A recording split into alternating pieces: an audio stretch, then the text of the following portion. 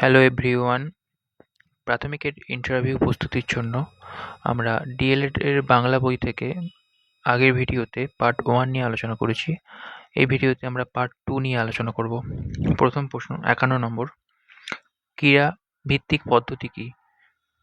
ক্রীড়া ভিত্তিক অর্থাৎ খেলার ছলে শিক্ষা প্রদান, যেমন বর্ণ বা কার্ড বা ব্লকের মাধ্যমে খেলা। এটি ফ্রয়েড ও মন্তেশ্বরী উদ্ভাবিত পদ্ধতির মূল ভিত্তি। পরের প্রশ্ন, প্রজেক্ট বা প্রকল্প পদ্ধতি কি?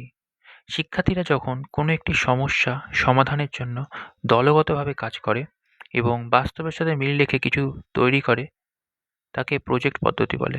যেমন দেওয়াল পত্রিকা। সিচুয়েশনাল অ্যাপ্রোচ বলতে কি বোঝেন? কোনো একটি কাল্পনিক বা বাস্তব পরিস্থিতি তৈরি করে, যেমন বাজারে কেনা বেচা, তার মাধ্যমে শিক্ষার্থীদের ভাষার ব্যবহার শেখানো। ডাইরেক্ট মেথড কি? মাতৃভাষার সাহায্য না নিয়ে সরাসরি দ্বিতীয় ভাষা শেখার পদ্ধতি। এটি সাধারণত দ্বিতীয় ভাষার ক্ষেত্রে ব্যবহৃত হয়।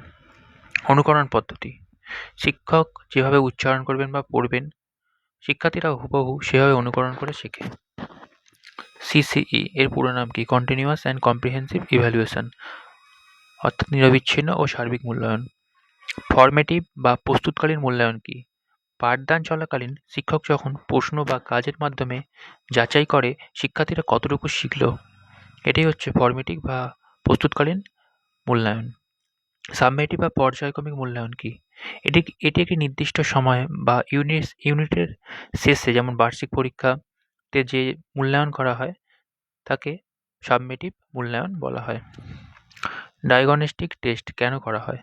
কোনো শিক্ষার্থী কেন পিছিয়ে পড়েছে বা তার শিখনের সমস্যা ঠিক কোথায় তা খুঁজে বের করার জন্য। সংশোধনমূলক শিক্ষণ বলতে কি বোঝেন? যেসব শিক্ষার্থী মূল্যায়নে পিছিয়ে পড়ে তাদের খামতি পূরণ করার জন্য বিশেষ ক্লাসের মাধ্যমে যে সাহায্য করা হয় তাকে সংশোধনমূলক শিক্ষণ বলা হয়। পোর্টফোলিও কি? একটি ফোল্ডার যেখানে শিক্ষার্থীরা সারা বছরের সেরা কাজগুলো, যেমন আঁকা, লেখা, প্রজেক্ট সংগ্রহ করা হয়ে থাকে, যা তার উন্নতির পরিচয় দেয়। পরের প্রশ্ন, অ্যানেকডোটাল রেকর্ড কি? শিশু কোনো বিশেষ আচরণ বা গুরুত্বপূর্ণ ঘটনার সংক্ষিপ্ত লিখিত বিবরণ যা শিক্ষক ডায়েরিতে লিখে রাখেন। পরের প্রশ্ন, ইম্পর্টেন্ট প্রশ্ন, 5E মডেল তার 5টি ধাপ কি কি? এঙ্গেজ, এক্সপ্লোর, এক্সপ্লেন, এলাবোরেট এবং ইভ্যালুয়েট, অর্থাৎ আগ্রহ, অন্বেষণ, ব্যাখ্যা, বিস্তার ও মূল্যায়ন। ব্লুমের ট্যাক্সোনমি শিক্ষার কোন দিক নিয়ে আলোচনা করে? প্রজ্ঞামূলক, অনুভূতিমূলক এবং মনোসঞ্চালনমূলক। টিচিং এইডস উপকরণ কত প্রকার? 3 প্রকার: ভিজুয়াল, অডিও এবং অডিও ভিজুয়াল। পিকক মডেলের মূল কাজ কি? পশ্চিমবঙ্গের প্রাথমিক শিক্ষা পর্ষদের নির্ধারিত একটি মূল্যায়ন কাঠামো যা 5টি সূচকের উপর ভিত্তি করে শিক্ষার্থীর সার্বিক মূল্যায়ন বা তার বিকাশ মাপা হয়। সহপাঠক্রমিক কার্যাবলী কেন জরুরি? পড়াশোনার পাশাপাশি নাচ, গান, খেলাধুলো ইত্যাদি শিশুর সুপ্ত প্রতিভা এবং সামাজিক গুণের বিকাশ ঘটানোর জন্য সহপাঠক্রমিক কার্যাবলী জরুরি। পরের প্রশ্ন, বাচনিক দক্ষতা বৃদ্ধির একটি সরঞ্জাম বলুন। পুতুল নাচ বা পাপেট শো, যার মাধ্যমে শিশুর চরিত্রের আড়ালে কথা বলতে সাহসী হয়।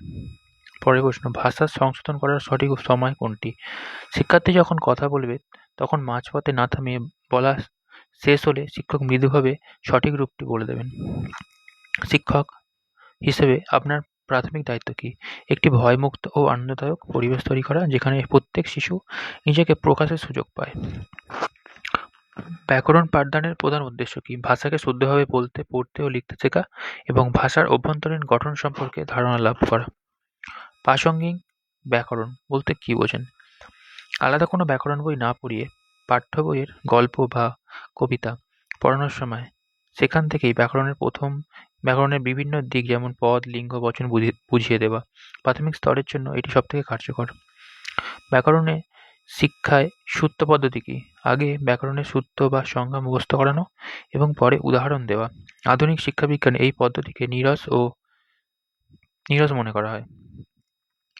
আরোহী পদ্ধতিতে বিশেষ থেকে সাধারণে যাওয়ার অর্থ কি? এর অর্থ হলো আগে অনেকগুলো বিশেষ উদাহরণ দেওয়া এবং পরে সেই উদাহরণগুলোর মিল দেখে একটি সাধারণ নিয়মে পৌঁছানো। ব্যাকরণ ক্লাসে চার্ট ব্যবহারের সুবিধা কী? লিঙ্গ পরিবর্তন, সন্ধি বিচ্ছেদ পরে শ্রেণীবিভাগ চার্টের মাধ্যমে দেখালে শিক্ষার্থীরা এক নজরে অনেকগুলি তথ্য মনে রাখতে পারে। পাঠ্যপুস্তক নির্বাচনের একটি প্রধান শর্ত কী? পাঠ্যপুস্তকটি যেন শিশুর বয়স, রুচি এবং মানসিক পরিণতির সাথে সামঞ্জস্যপূর্ণ হয়। সহজপাঠ বইটিতে বর্ণমালা ক্রম কেন অনুসরণ করা হয়নি? রবীন্দ্রনাথের মতে বর্ণমালার শুকনো ক্রমের চেয়ে ধ্বনি এবং ছন্দের মিল শিশুদের কাছে বেশি আকর্ষণীয়, তাই তিনি সহজ উচ্চারণ ও ছন্দের ওপর ভিত্তি করে শব্দ সাজিয়েছেন। প্রাথমিক স্তরে কেন ছড়া পড়ানো হয়? ছড়া শিশুদের মধ্যে ছন্দের বোধ তৈরি করে এবং তাদের শ্রবণ ও কথন দক্ষতা দ্রুত বৃদ্ধি করে। পরের প্রশ্ন, দ্রুত পঠন এর জন্য কোন ধরনের বই দেওয়া উচিত? গল্পের বই, রূপকথার হাসির গল্পের বই, যা শিশুর নিজের আগ্রহে দ্রুত পড়ে সে শেষ করতে পারে। গদ্য ও পদ্যের পাঠের মধ্যে মূল পার্থক্য কী? গদ্য পাঠের উদ্দেশ্য হলো তথ্য ও যুক্তি বোঝা, আর পদ্য বা কবিতা পাঠের উদ্দেশ্য হলো ছন্দ ও ভাবের রস আস্বাদন করা।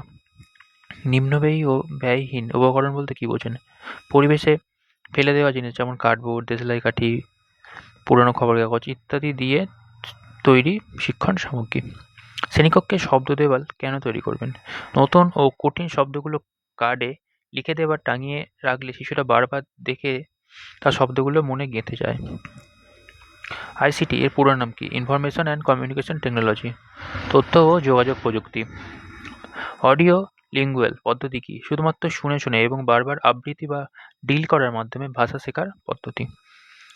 প্রজেক্টর বা ডিজিটাল বোর্ড বাংলা ক্লাসে কীভাবে সাহায্য করে? কোনো মহাকবির জীবনী বা গল্পের কোনো বিশেষ অংশ ভিডিও আকারে দেখালে শিশুদের মনোযোগ ও আগ্রহ বৃদ্ধি পায়। পরের প্রশ্ন, অন্তর্ভুক্তিমূলক শিক্ষা বলতে কী বোঝেন? একই শ্রেণীকক্ষে সাধারণ শিশুর সাথে বিশেষ চাহিদাসম্পন্ন শিশুর একত্রে রেখে শিক্ষাদান করা। ভাষার ক্ষেত্রে মানসিক মানচিত্র বা কনসেপ্ট ম্যাপ কি? কোনো একটি মূল শব্দকে কেন্দ্রে রেখে তার সাথে সম্পর্কিত অন্যান্য শব্দ বা ধারণা ডায়াগ্রামের মাধ্যমে সাজানো। ফিডব্যাক বলতে আপনি কী বোঝেন? শিক্ষার্থীর কাজের উপরে শিক্ষকদের গঠনমূলক মন্তব্য, যা তাকে ভবিষ্যতে আরও ভালো করতে সাহায্য করে।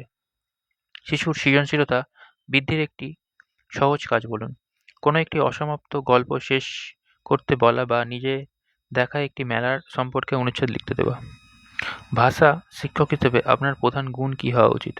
স্পষ্ট ও শুদ্ধ উচ্চারণ এবং প্রতিটি শিশুর প্রতি ধৈর্য ও সহানুভূতি। পশ্চিমবঙ্গ প্রাথমিক শিক্ষা পর্ষদ নির্ধারিত আমার বইয়ের বিশেষত্ব কী? এটি একটি ইন্টিগ্রেটেড বা সমন্বিত বই, যেখানে ভাষা, গণিত ও পরিবেশকে একই পাঠের মধ্যে গেঁথে দেওয়া হয়েছে। যদিচিহ্ন ব্যবহারের গুরুত্ব কী? পড়ার সময় কোথায় কতটা থামতে হবে তা বুঝিয়ে বাক্যের অর্থকে পরিষ্কার করা। স্বরবর্ণের কার চিহ্ন কেন শেখানো হয়? ব্যঞ্জনবর্ণের সঙ্গে স্বরবর্ণের সংক্ষিপ্ত রূপের ব্যবহার বুঝিয়ে শব্দ গঠন শেখানোর জন্য। অনুলিখন কী? বইয়ের কোনো অংশ দেখে সুন্দর করে খাতায় লেখাই হচ্ছে অনুলিখন। উপভাষা সম্পর্কে শিক্ষকের দৃষ্টিভঙ্গি কেমন হওয়া উচিত? উপভাষাকে অবজ্ঞা না করে সম্মান জানানো উচিত এবং ধীরে ধীরে মান্যচলিত ভাষার প্রতি উৎসাহিত করা উচিত। ভাষা খেলা বলতে কী বোঝেন? শব্দছক বা অন্তঃক্ষরী জাতীয় খেলা, যা শিক্ষার্থীর শব্দভাণ্ডার বাড়ায়। পরের প্রশ্ন, মূল্যায়নে নৈর্ব্যক্তিক প্রশ্ন বলতে কী বোঝায়? যেখানে উত্তরের কোনো দ্ব্যর্থতা থাকে না, যেমন সঠিক উত্তরটি বেছে নাও, যেমন এমসিকিউ। ব্যক্তিগত পাঠ কখন প্রয়োজন? যখন কোনো শিক্ষার্থীর পঠনগত ত্রুটি শিক্ষক আলাদা করে সংশোধন করতে চান। সমবেত পাঠ কেন করানো হয়? পুরো ক্লাসের মধ্যে ছন্দ ও সুরের একতা তৈরি করতে এবং ভীরু শিশুদের সাহস যোগাতে সমবেত পাঠ পড়ানো হয়। লাস্ট প্রশ্ন, ভাষা দক্ষতা কি পরস্পর বিচ্ছিন্ন? না, এরা একে অপরের পরিপূরক। ভালো করে না শুনলে ভালো বলা যায় না, আর ভালো না পড়লে ভালো লেখা সম্ভব নয়।